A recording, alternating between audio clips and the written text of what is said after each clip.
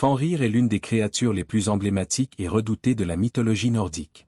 Représenté comme un loup gigantesque à la puissance démesurée, Fenrir incarne le chaos et la destruction qui attendent le monde lors du Ragnarök, l'apocalypse prophétisé dans la culture scandinave.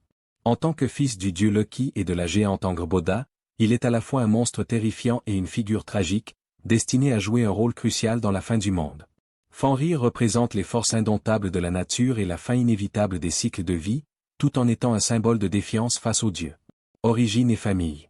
Fenrir est issu d'une lignée puissante et chaotique. Son père, Loki, est le dieu du malice et des tromperies, tandis que sa mère, Angrboda, est une géante des glaces.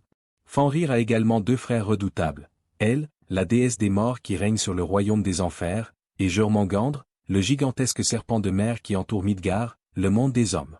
Ensemble, ces trois enfants de Loki sont prédestinés à jouer un rôle déterminant dans le Ragnarök, provoquant la chute des dieux d'Asgard et la fin du monde tel qu'il est connu. Dès sa naissance, Fenrir est vu comme une menace par les dieux d'Asgard.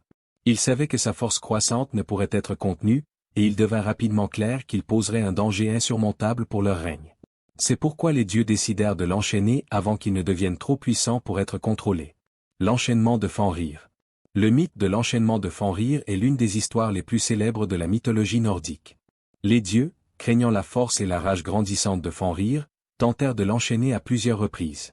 Cependant, chaque chaîne qu'ils créèrent se révélait insuffisante, car Fenrir les brisait avec une facilité déconcertante. Finalement, ils demandèrent aux nains de forger une chaîne magique appelée Gleipnir, faite d'ingrédients mystérieux et intangibles comme le souffle d'un poisson et les racines d'une montagne. Les dieux, sous prétexte de vouloir tester sa force, convainquirent Fenrir de se laisser enchaîner avec Gleipnir. Méfiant, Fenrir exigea qu'un des dieux place sa main dans sa gueule comme preuve de bonne foi. C'est Tyr, le dieu du courage et de la guerre, qui accepta ce sacrifice. Lorsque Fenrir réalisa qu'il ne pouvait pas briser Gleipnir, il referma ses mâchoires sur la main de Tyr, la lui arrachant. Fenrir fut alors laissé enchaîner, incapable de se libérer jusqu'au jour du Ragnarök.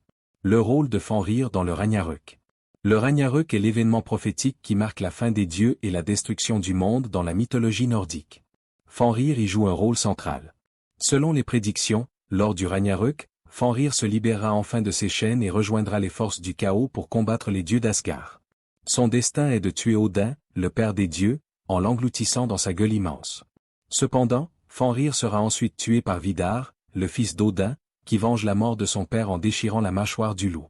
La libération de Fenrir symbolise le triomphe du chaos sur l'ordre établi par les dieux, et sa participation au Ragnarök souligne l'inévitabilité de la destruction et du renouvellement cyclique du monde. Après le Ragnarök, un nouveau monde émergera des cendres de l'ancien, mais Fenrir aura accompli son rôle destructeur. Signification et héritage. Fenrir représente à la fois la puissance brute de la nature et l'idée inévitable du destin. Il incarne les forces que même les dieux ne peuvent contrôler, rappelant que tout ordre, aussi puissant soit-il, doit un jour céder à la destruction et au renouveau. L'histoire de Fenrir est également marquée par la tragédie, car il est, dès le début, emprisonné pour un destin qu'il ne peut éviter, condamné à jouer le rôle de destructeur dans une prophétie inéluctable.